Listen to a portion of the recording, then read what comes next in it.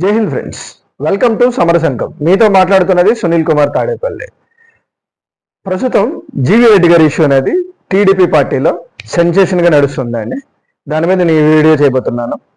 నా కంటెంట్ కానీ మీకు నచ్చితే please like, share and subscribe. నా ఉద్దేశం ప్రకారం జీవీ రెడ్డి గారు అయితే ఒక్కసారి ఆలోచించాల్సింది అని చెప్పి అంటాను. ఎందుకంటున్నానంటే నాకు జీవీ రెడ్డి గారు అంటే చాలా అభిమానం అండి. ఆయన కాంగ్రెస్ పార్టీలో ఉన్నప్పటి నుంచి ఆయన స్పోక్స్ పర్సన్గా టీవీ డిబేట్లకు వచ్చేవాళ్ళు. ఆయన అప్పటి నుంచి నాకు ఆయన అంటే అభిమానం.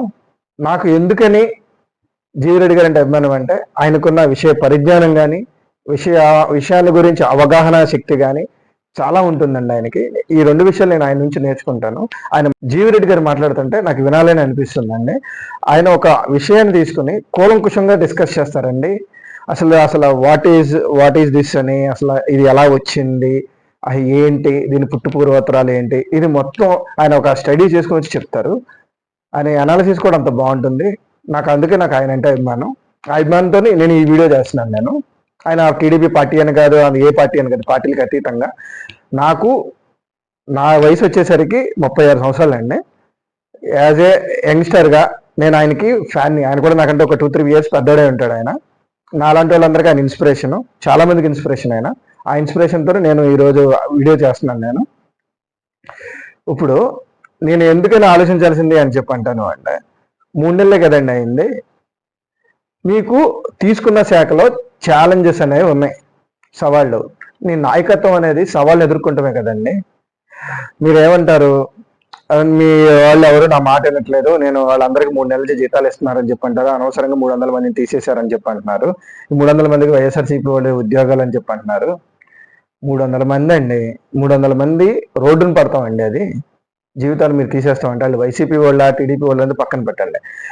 వాళ్ళకి మనకు అనుగుణంగా పని చేయించుకుంటాలో మీది ఒక నాయకుడిది అనేది ఒక ఎఫెక్టివ్నెస్ అనేది బయటకు వస్తుంది. మీరు ఎంత వర్తబుల్ క్యాండిడేట్ అన్నది ఆడ్ కండిషన్స్ అనేవి మిమ్మల్ని ప్రూవ్ చేస్తాయండి. మీరు ఆ కమిషన్కి, ఏపీ ఫైబర్ నెట్ కమిషన్కి చైర్మన్ వరకు మాత్రమే. ఇప్పుడు ప్రజెంట్ ఐఏఎస్ ఆఫీసర్కి మీకు మధ్య సంథింగ్ చిన్న మిస్అండర్స్టాండింగ్స్ అని చెప్పి అంటున్నారు అందరూ. మీరు చెప్పడం కూడా ప్రెస్ మీట్ పెట్టి కూడా అదే చెప్తారు. మీరు ప్రెస్ మీట్ పెట్టే ముందు ఒక్కసారి మీరు ఓన్గా తీసుకోకుండా పార్టీని అడగాల్సిందండి. అంటే మీలాంటి వాళ్ళు టెక్నికల్ నాలెడ్జ్ ఇంతగా బాగా ఉన్నవాళ్ళు ఇలా చిన్న చిన్న పొరపాట్లు చేయడం అనేది నాకు కొంచెం బాధ అనిపించింది. రెండోది, వీళ్ళు మీకు వచ్చిన 300 మందిని పక్కన పెట్టారని ఏం చెప్పి అన్నారండి. వీళ్ళందరూ అవుట్ సోర్సింగ్ ఎంప్లాయీస్ కదా. వీళ్ళందరినీ ఎవరు? వైఎస్ఆర్సీపీ వాళ్ళు పెట్టారు, గవర్నమెంట్ కరెక్టే. వీళ్ళందరూ వైఎస్ఆర్సీపీకి ఓట్లేసిన వాళ్ళేనండి. ఇంకోటి, వైఎస్ఆర్సీపీ టీడీపీ అనేది పక్కన పెట్టండి. ఈ 300 మందికిలో న్యూట్రల్ వాళ్ళు ఉంటారు, వైసీపీ వాళ్ళు ఉంటారు, టీడీపీ వాళ్ళు కూడా ఉండొచ్చు అండి. 300 మంది పెట్టిన వాళ్ళు వైసీపీ వాళ్ళు ఉండొచ్చు. వాళ్ళు డబ్బులు తీసుకున్న వీళ్ళ దగ్గర, అవుట్ సోర్సింగ్ వాళ్ళ దగ్గర. ఈరోజు డబ్బులు తీసుకోకుండా ఏ అవుట్ సోర్సింగ్ ఉద్యోగం ఇస్తున్నారండి ఎవరికైనా సరే? ఏ నాయకుడు ఇస్తున్నాడు? ఇంకోటి, నాయకులకి అరే నాకు నా డబ్బులు వచ్చినాయా లేదైనా చూసుకుంటాడే కానీ ఆడు వైసీపీ వాడు, ఆ టీడీపీ వాడు జనసేన వాడు అని చెప్పేసి ఉండదండి. వాళ్ళకి నా పొట్ట నిండిందా అని చూసుకుంటాడు. వైసీపీ వాడు అన్నాడు, అది డబ్బులు ఇవ్వట్లేదు, అది నాకెందుకు అనుకుంటాడు. టీడీపీ వాడు డబ్బులు ఇస్తున్నాడు అనుకోండి, న్యూట్రల్ డబ్బులు ఇస్తున్నాడు అనుకోండి, వాళ్ళకి వెళ్ళిపోతాయండి. ఇప్పుడు మీరు ఇచ్చిన డబ్బులు జీతాలు అని చెప్పి అన్నారు. అందులో వాళ్ళకి అసలు ఇప్పుడు వాళ్ళు సంపాదించుకున్నారో లేదో కూడా తెలియదు. వాళ్ళు ఎన్ని లక్షలు కట్టారో తెలియదు వాళ్ళు ఒక్కొక్కరును అక్కడ ఉన్న జాబుల కోసం నాయకులకు ఇవ్వడానికి. అలా మీరు వాళ్ళందరినీ రోడ్డు మీద పడేస్తా అని చెప్పి అంటున్నారు. పని చేయించుకోండి అండి. 9 నెలల నుంచి ఓకే, 5 ఏళ్ల పాటు జీరో కనెక్షన్స్. ఇప్పుడు వచ్చిన తర్వాత మీ నాయకుడు నాకెవరు సహకరించట్లేదని చెప్పి రిజిగ్నేషన్ ఇచ్చేసి వెళ్ళిపోతే ఎలా అండి? అది కరెక్ట్ అయిన పద్ధతి కాదు. మీలాంటి వాళ్ళకి కరెక్ట్ అయిన పద్ధతి కాదు అది. 300 మంది జీవితంలో రోడ్డు మీద పడినట్టు సడన్ గా వచ్చేసి నువ్వు ఇప్పుడు వీళ్ళకి వత్తాసు తీసుకుని మాట్లాడుతున్నావు అని చెప్పి అనుకుంటారా? కాదు. రేపొద్దున టీడీపీ వాళ్ళే వస్తారు. వీళ్ళని రేపొద్దున ఏం చేస్తారు? వైసీపీ ఇన్ కేస్ రోజులు ఎలా ఉంటే తెలియదు, వైసీపీ గవర్నమెంట్ వచ్చింది అనుకోండి, వీళ్ళందరికీ డబ్బులు తీసుకునే కదా ఇప్పుడు టీడీపీ వాళ్ళందరూ ఇచ్చేది. వీళ్ళు మళ్ళీ రేపొద్దున వైసీపీ గవర్నమెంట్ వచ్చి తీసేసిద్దా? బంతి ఆట ఆడుకుంటారండి జీవితాలతో. వాళ్ళతో పని చేయించుకోండి. ఇప్పుడు ప్రజెంట్ ఐఏఎస్ ఆఫీసర్లు 3 టెర్మినేట్ చేశారని చెప్పి, అదే ఒక ఐఏఎస్ ఆఫీసర్ మీ మాట వినట్లేదని చెప్పి అంటున్నారు. ఒక 3 టెర్మినేట్ చేస్తే వాళ్ళు మళ్ళీ కంటిన్యూ చేస్తున్నారని చెప్పి అంటున్నారు. మీరు ఎస్కలేట్ చేయండి. కొంచెం మీకు వచ్చే వాటిని ఇలాంటి ఆడ్ కండిషన్స్లోనే కదా మనం అనేది జాబ్ చేస్తే మనం మనం స్ట్రెంత్ అయ్యేది ఫర్దర్గా.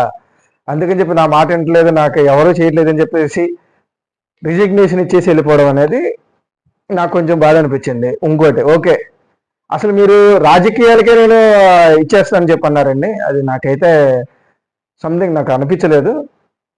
నాలాంటి వాళ్ళం మిమ్మల్ని ఇన్స్పిరేషన్గా తీసుకున్నామండి.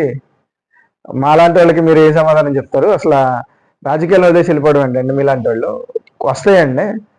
రాజకీయాలు అన్నాక మీరు అనుకున్న తర్వాత ఎదురు ఎదురు దెబ్బలు తగులుతూనే ఉంటాయి. వాటిని అన్నిటిని ఒక సవాల్గా స్వీకరించి ముందుకు వెళ్ళడమే కదా. అప్పుడు మిమ్మల్ని ఏంటో ప్రూవ్ చేసుకునేది అదే కదండి, ఆడ్ కండిషన్సే కదండి. నీకు నీకున్న కండిషన్స్ అన్ని మీకు అగెనిస్ట్గా ఉన్నాయి, మీకు వ్యతిరేకంగా ఉన్నాయి పరిస్థితులన్నింటిని. అలాంటి వాటిలో మీరు నిలదొక్కుని రావడమే కదా నాకు నాయకుడు గొప్పతనం అనేది. మీలాంటి ఆయన ఓకే ఎత్తలేదు అని చెప్పంటే అలిగేసి వెళ్ళిపోవడం అయిందా తెలియదు. లేకపోతే చంద్రబాబు నాయుడు గారు మిమ్మల్ని ఏమన్నా అన్నారో ఇంటర్నల్గా పిలిచినప్పుడు, ఆయన ఏంటో మరి నాకు తెలియదు. బట్ ఏంటి అంటే మీరు పేపర్ పెట్టేసి వెళ్ళిపోవడం అనేది మీలాంటి వాళ్ళకి తగదది. నాకు మీరంటే ఇప్పుడే అభిమానమే. నాకు మీరు రాజకీయాల్లో వదిలేసి వెళ్ళిపోవడం అనేది కరెక్ట్ కాదు. మీరు ఓకే ఈ పార్టీలో నచ్చలేదా, మీరు వదిలేసేయండి, కానీ రాజకీయాల్లో మాత్రం ఉండండి అండి. మీలాంటి వాళ్ళు కావాలి రాజకీయాలకి. ఇప్పుడు చుట్టుపక్కల ఉన్న వాళ్ళందరూ సన్నాసులేనండి రాజకీయాల్లో ఎక్కువ మంది. మీలాంటి విషయ పరిజ్ఞానం వాళ్ళు వస్తేనే కదండి రాజకీయాల్లోకి రావాలన్న ఇంట్రెస్ట్ కూడా కలిగింది జనాలకి. ఇలాంటి వాళ్ళందరూ ఉండబట్టే కదండి దేశాన్ని ఈరోజు ఇంత డెవలప్ అయిందంటే కారణం. జనాలు అందరూ ఎలాంటి వాళ్ళు ఎన్నుకుంటున్నారు? అది జనాల్లో కూడా తప్పు ఉంది. ఇలాంటి అసలు అలాంటి నాయకులు ఎందుకు ఎన్నుకుంటున్నారో అర్థం కాదు వాళ్ళకి. నేను అనేది ఏంటంటే మీరు కొంచెం తొందరపడ్డారు అని నా ఉద్దేశం. థ్యాంక్స్ అండి. నా కంటెంట్ కానీ మీకు నచ్చితే please like, share and subscribe.